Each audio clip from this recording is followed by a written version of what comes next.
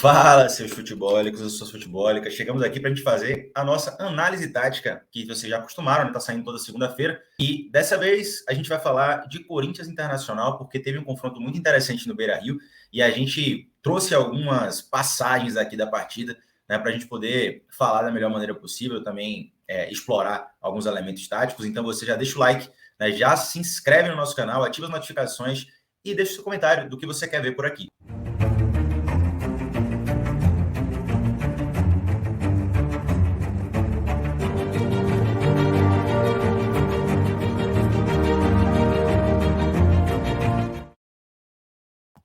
Vamos lá, vamos fazer essa análise. Teve jogo bom no final de semana, né? E acho que foi um dos melhores.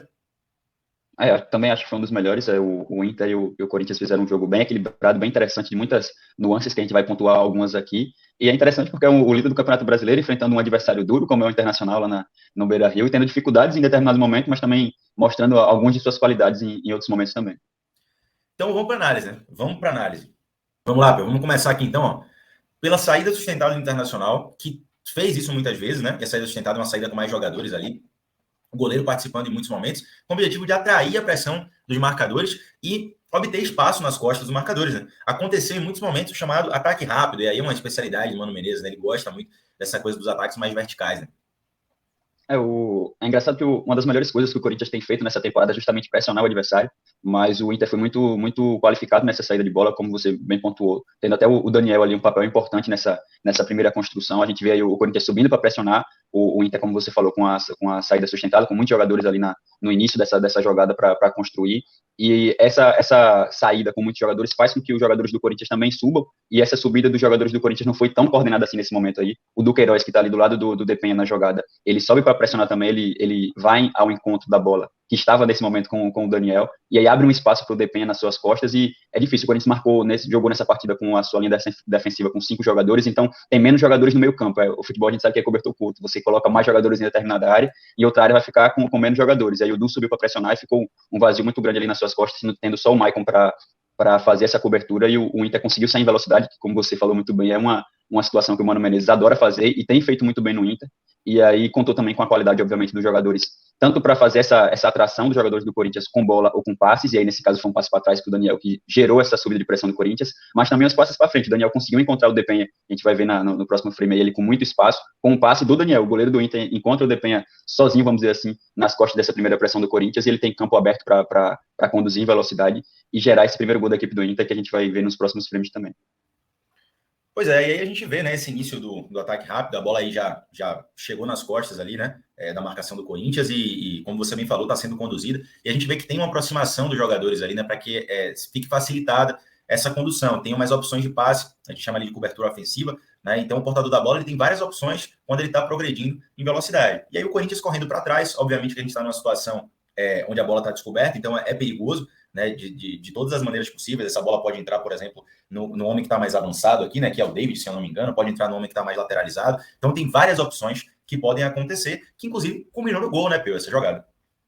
Sim, a gente vê o Depen ali com a bola e conduzindo em velocidade, a gente vê a distância que o Duqueiroz tem que percorrer para tentar chegar próximo da bola que o Inter tem, e aí a gente vê que, por mais que ele seja um jogador muito veloz e de muita capacidade física, é difícil quando ele toma esse passe nas costas. A gente tem só o Maicon ali na frente da defesa fazendo essa cobertura, como eu falei, e aí o Inter sai com uma velocidade muito grande, muitos jogadores correndo em direção ao gol do adversário. Isso é muito importante quando você joga com ataques muito rápidos, e você vê que todos eles estão com esse movimento para a área do Corinthians, e força, como você falou muito bem também, os jogadores do Corinthians a correr para a sua própria área também. Isso dificulta bastante a forma com que você se defende, e o Inter conseguiu tomar boas decisões nessa jogada, muito por causa dessas movimentações também. A gente vê os jogadores do Inter entendendo muito rápido a jogada, né, a vantagem que o Inter teve nessa construção, entendendo essa vantagem e tentando a todo custo fazer com que essa vantagem se tornasse um gol, uma jogada perigosa, e foi realmente o que aconteceu.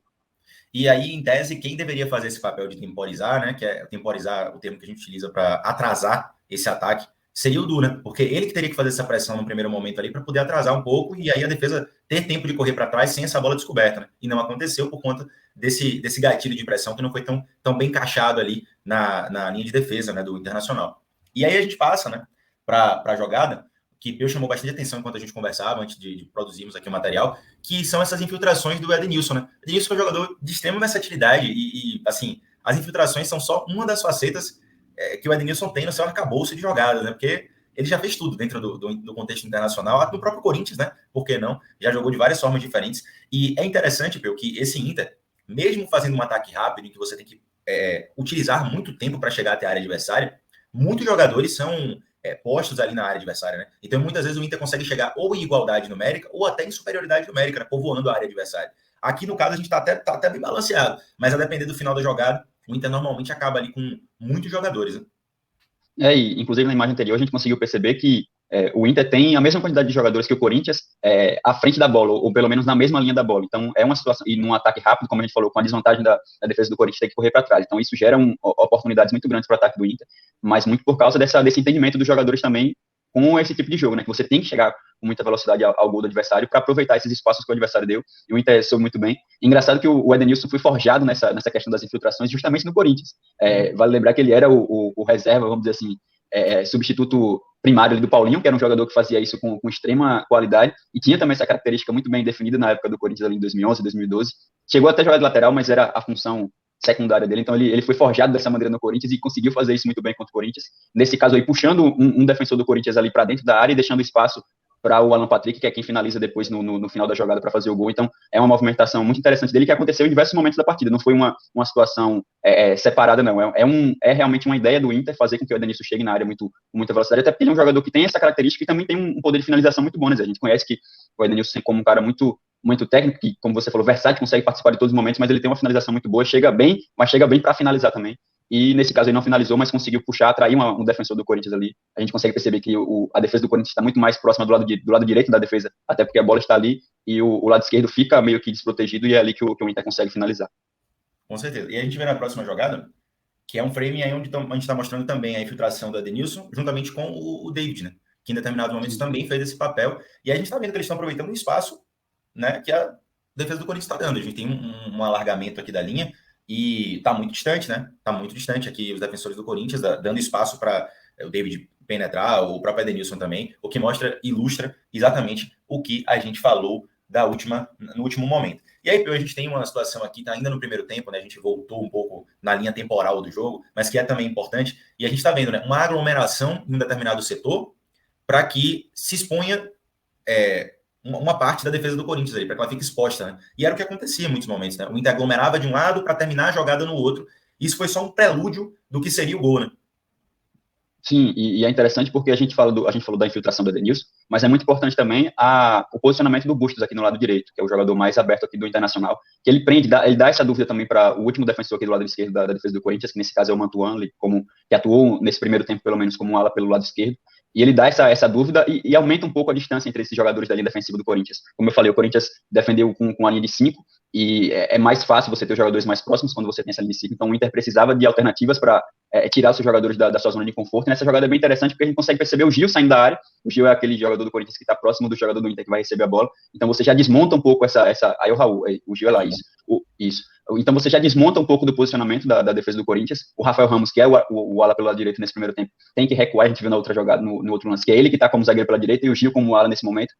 Tem essa troca e você já desconfigura um pouco a defesa do Corinthians. O Raul já tem que sair um pouco mais para fazer a cobertura, até porque o Rafael não é um zagueiro, é um lateral, até de características mais ofensivas do que defensivas, e dá esse espaço maior pro Bruno Melo, que é o zagueiro pelo lado esquerdo. Então tem essa desconexão entre os jogadores da defesa do Corinthians, muito por causa dessa aglomeração que o Inter faz pelo lado esquerdo, mas sempre buscando as vantagens do lado oposto, seja com Bustos na largura, seja com o Edenilson infiltrando, seja com o David como esse camisa 9.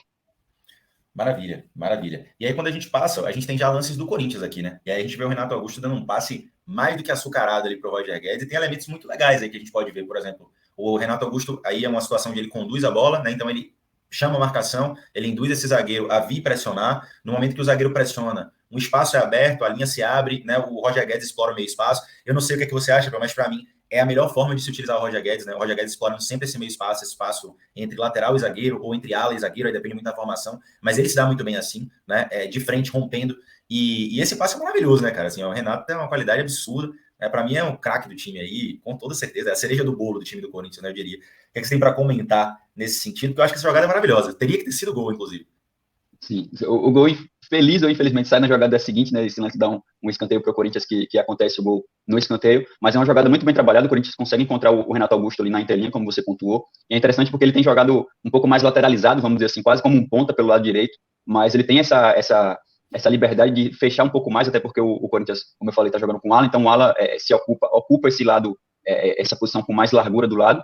E aí, nesse caso, é o Mantuan que está ali aberto pelo lado direito. Então, dá essa possibilidade do Renato fechar um pouco mais, aproximar desses jogadores pelo meio. Tem o Maicon ali do lado dele, tem o Guedes, que nesse jogo foi o centroavante. E é interessante porque o Corinthians tem diferentes perfis de centroavante, né? O Guedes é esse cara mais rompedor, como você falou, um cara que está sempre buscando esse movimento em direção ao gol do adversário, fazendo essa leitura, se colocando até um pouco distante do defensor, porque fisicamente ele não tem essa capacidade de estar disputando no corpo o tempo todo. Então, o tipo de movimentação que ele se favorece um pouco mais. Aí o Renato entende muito bem essa movimentação e consegue encontrar um passe, diria até que genial. Acho que poucos jogadores de futebol brasileiro, até do futebol mundial, pensariam num lance como esse aí, nesse passe, principalmente com o pé ruim, vamos dizer assim, que o Renato é destro e o passe é perfeito. O Guedes conseguiu dominar bem até, mas não finalizou com tanta qualidade assim, e a bola foi desviada pelo Daniel para escanteio, mas mostra principalmente a qualidade dos jogadores que o Corinthians tem, e isso é de extrema importância, obviamente, mas também os movimentos bem coordenados que o Corinthians tem no ataque também. Um detalhe interessante aí é que ele dá exatamente no pé, né, mais próximo da baliza. Esse passe vai no pé mais próximo da baliza. Ele não chega atrasado para o Roger Guedes dominar, não. Ele chega exatamente na frente ali para o Roger Guedes já dominar e fazer a finalização. E aí, Pedro, a gente vai para a última imagem aqui da nossa análise. Né? A gente tem uma condução do Willian ali pelo lado esquerdo do campo, né? Da esquerda para dentro. E na hora que ele faz isso, ele consegue atrair um pouco mais a marcação, libera o espaço entre linhas ali, né, para o passador, o assistente, no caso, como queira. Fazer um passe maravilhoso também, a gente tá falando do passe do Renato, mas esse também é um passe, velho, de futsal, assim, não, uma cavadinha, um balãozinho que ele dá ali, e a bola sobra para o jogo, fazer uma finalização bem interessante também, e mostrando esses perfis de 9 diferentes, né? Eu coloquei até ali na arte a transferência de tempo e espaço, né, que ocorreu ali para todo mundo, né? Foi uma cadeia de transferência de tempo e espaço. Muito por causa dessa diferença de característica do centroavante. Provavelmente, se é o Guedes, ele já ia estar fazendo esse movimento. Essa bola aí, o Mantuan já dominou, já girou, e o Jô ainda está de costas para o gol do adversário. Se é o Guedes, provavelmente ele já estava fazendo o movimento em direção ao gol do Inter, e possivelmente poderia segurar, vamos dizer assim, o defensor do Inter. Como é o Jô, ele joga mais de costa, esse domínio do Mantuan, ele atrai esses dois defensores mais centrais aí do Inter, e deixa o Jô numa posição bem confortável para finalizar, e óbvio, por causa do excelente passe que o Mantuan encontrou para ele. Ótimo jogo do Mantuan, inclusive, conseguiu ir bem, tanto jogando como ala pela esquerda no primeiro tempo, e no segundo tempo ele foi ala pela direita, e conseguiu ir bem também. E é interessante porque, como eu falei, ele jogou como ala direita nesse segundo tempo, mas o Corinthians, o Vitor dá essa liberdade para os jogadores se movimentarem dentro no último terço do campo, principalmente alternando as posições. A gente falou do Renato mais centralizado na jogada passada. Nesse caso, o Renato agora está dando largura pelo lado direito, e não é tanto a sua característica, mas é uma forma também de confundir o adversário. E o Mantuan, que geralmente joga muito aberto, quase colado na linha lateral, ele centraliza, recebe esse passe do Willian para ali num espaço que o Inter deixou muito aberto, e a gente viu isso na jogada do Renato Augusto também, que ele tinha espaço e teve tempo para dominar, girar e conseguir dar o passe para o Guedes. O Mantuan do mesmo jeito, conseguiu dominar essa bola, conseguiu ter tempo para visualizar o jogo sozinho e dar o passe com muita categoria. Então, como eu falei, é de extrema importância ter jogadores da qualidade que o Corinthians tem no comando de ataque, principalmente, são jogadores extremamente técnicos e habilidosos, mas ao mesmo tempo um sistema que dá essa não só liberdade, mas que dá essas vantagens para determinados jogadores, como, por exemplo, o Mantuan receber com espaço no meio campo, o Renato Augusto em determinados momentos, o próprio Willian, que é um jogador geralmente mais marcado, mas que consegue encontrar por sua qualidade, por sua velocidade, esses espaços. Então, é uma equipe que é muito difícil de marcar, e teve no jogo, pelo menos nesse segundo tempo, uma referência extremamente importante, porque praticamente mudou o jogo para a equipe do Corinthians, o Corinthians que não jogou tão bem assim na primeira etapa, e teve o jogo participando um pouco mais, ganhando mais bolas no alto, mantendo o Corinthians um pouco mais no campo de ataque, e obviamente fazendo esse belo gol para empatar pela segunda vez a partida. Sim, um detalhe importante no gol, só para a gente não deixar passar aqui, é que o Mantuan ele recebe essa bola com o pé, né, dominando o pé mais próximo da baliza. Então, assim, na hora que ele domina, ele já chama o zagueiro, porque o zagueiro vem, né? Ele já fica de frente ali para o zagueiro, e os zagueiros são atraídos em determinado momento, e o jogo fica com essa liberdade de transferência de espaço-tempo que a gente mencionou aqui. Tivemos os gols também do Raul, né, que fez um gol ali numa bola parada, a bola teve uma rebatida, a bola sobrou e ele acabou fazendo o gol. E também tivemos o gol do Alan Patrick, que foi muito parecido com o primeiro gol. Então, assim, nós analisamos aqui exatamente o cerne, né, do que foi interessante realmente dentro do jogo, não que os outros não tenham sido, mas teve mais construção nesse sentido, diz mais o que é a essência de cada um dos times. Bom, Peu, então é isso. Fechamos mais uma dessas nossas análises, e aí eu lhe pergunto, quem assistiu até aqui tem que fazer o quê? Já deixa seu like aí. Se não deixou, a gente já deveria ter deixado, na verdade, mas deixa aí seu like, se inscreve no canal se você não é inscrito, comenta aqui também o que é que você achou, se você tem alguma discordância, se tem algum lance que a gente deixou passar, e obviamente se tem algum time que você queira que a gente analise nas próximas rodadas aí do Campeonato Brasileiro, que pode ser tanto Série A como Série B, né, Zé? A gente já falou isso em outros momentos. Se você tem algum lance aí ou algum time que queira que a gente analise, que a gente observe, pode comentar aí também, que a gente vai fazer com muito prazer. Exatamente. O poder é seu. Você decide aí o que é que você quer ver aqui em termos de análise.